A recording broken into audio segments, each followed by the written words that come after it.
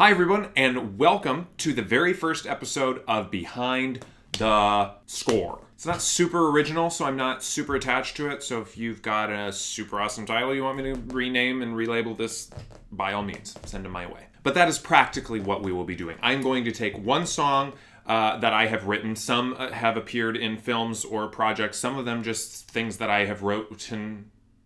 Oh no. Oh no. This is why you don't do filming in the morning, ladies and gentlemen. The fog is still present. Get out. Get out! Written is the word we were looking for. Now you may be wondering, Aaron, why didn't you get camera ready? This is camera ready. Okay, this is the 21st century. It's all about just looking natural, looking yourself. And this is me. This is me right now. Take it or leave it. Anyway, let's hop right in. I'm Aaron Fullen. If you don't know who I am, I do too many things. One of them being writing film music, what some refer to as a film composer or a film scorer. So if you love film music and soundtracks, this series is for you. If you don't, and you're just interested in watching me, I hope this is still interesting to you, because it's still me presenting. Maybe a topic you're not quite as interested in, but I'm going to make it as interesting as I can, whether you're a film music nut or not.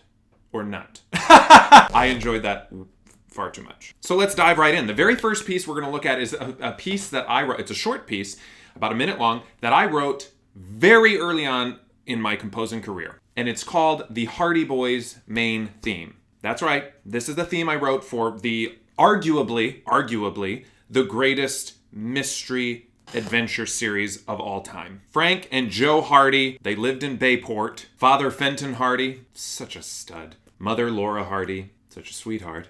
And Aunt Gertrude. Shout out to Aunt Gertrude, who is the crusty aunt who lived with them and made food.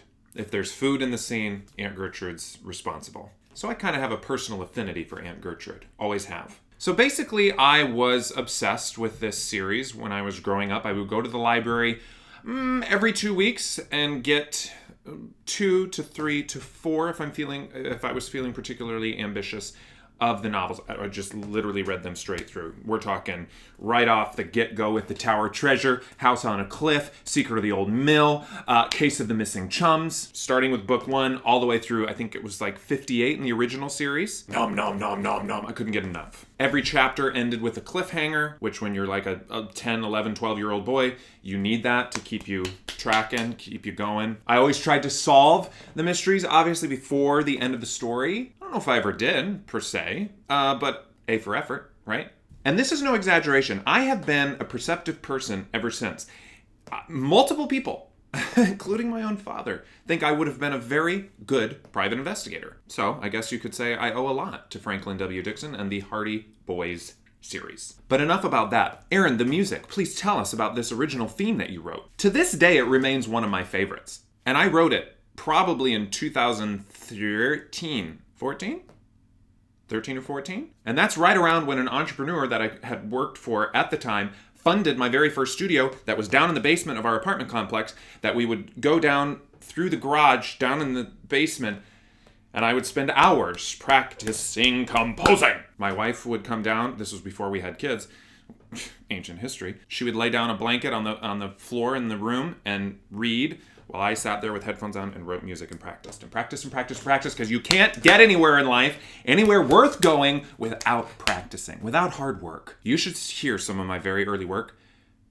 Oh, it would have taken a very keen ear to listen to some of my early work and say, this kid's got potential. It was pretty bad. It was pretty rough. But I practiced, and I worked, and eventually I started coming out with some stuff that I actually really liked, this theme being one of them. Now, this is just a good reminder and a good encouragement to anybody in composing. Actually, not even composing. Whatever you're interested in, find something that informs your passion, okay? So I combined my passion for music with a passion for a book series that I still like, not just once liked, I still like. And the result was something more inspired than just writing for no reason, without any sense of direction. So if you can combine passions, it's a great way to go about things. Anyway, so I had this dream at the time. I still have this dream. If anyone wants to help me do this, let's do it. If you've got a couple $1 million you want to invest in it, let's go for it. Let's talk. Let's communicate. You can come to me, I'll come to you. And if you happen to live somewhere in a castle in Europe, am even more likely to come to where you are. The dream was to create an audio drama series based on the Hardy Boys original novels. And I was head over heels about this idea, was researching how to get a hold of the rights to do such a thing. Like, I was talking to people who could do that. Anyway, long story. It didn't happen yet.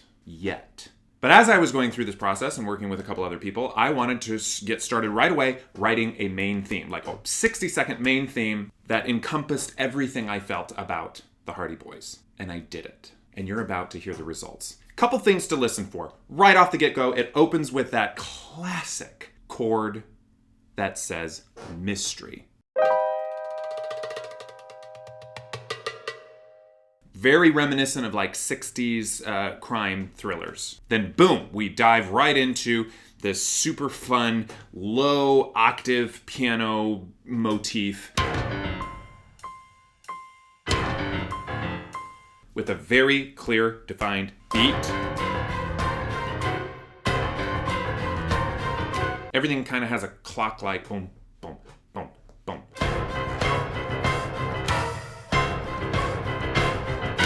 Then after that, we kind of go into this melodic section that has some real fun moving parts in there, but led by an electric guitar. The melody is played mainly by the electric guitar. I think I might have had strings in there as well. Strings are always a great support. And if you listen closely, underneath the theme, the soaring melody line, you hear this, I think it's piano and strings, if I remember correctly. It's got this motif. Dun dun dun dun dun dun dun dun dun dun dun dun dun dun. So listen for that if you want. It's there.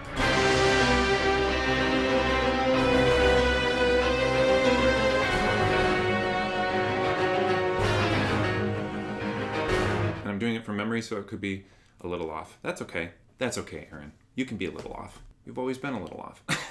I'm talking to myself and insulting myself on camera. What is wrong with me? Then right at the very end, you have a little tag that I wanted to really bring it home. Get people excited for what's ahead.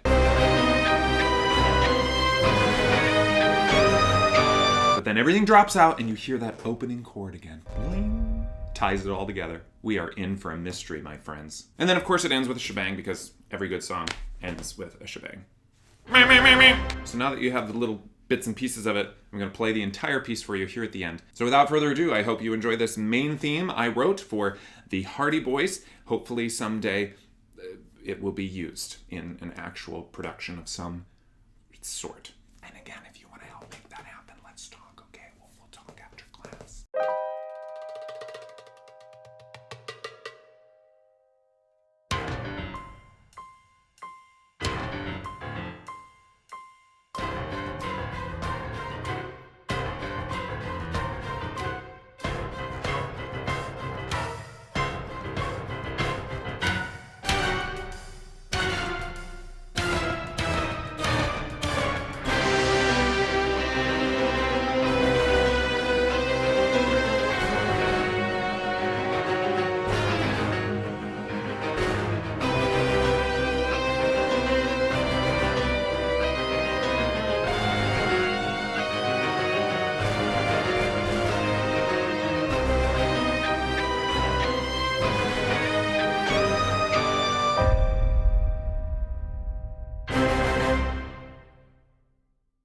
Anyway, again, it's a little dated. The orchestration is a little dated, but thematically and melodically, it's one of my favorites, which is why I wanted to open this series with this particular piece. Let me know what you think. Let me know what you think of this idea of breaking down songs a little bit, and let me know how you would want it changed. I hope you enjoyed it. I really enjoyed reminiscing about it. Thanks for hanging out with me for this. This is, I know it's quite an investment to hang out with me, so I do appreciate it. Sorry about my low neckline. I just noticed that. That's my bad.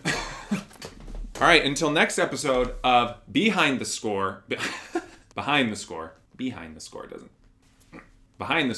or unless you come up with a better title. This is Aaron Fullen, signing off.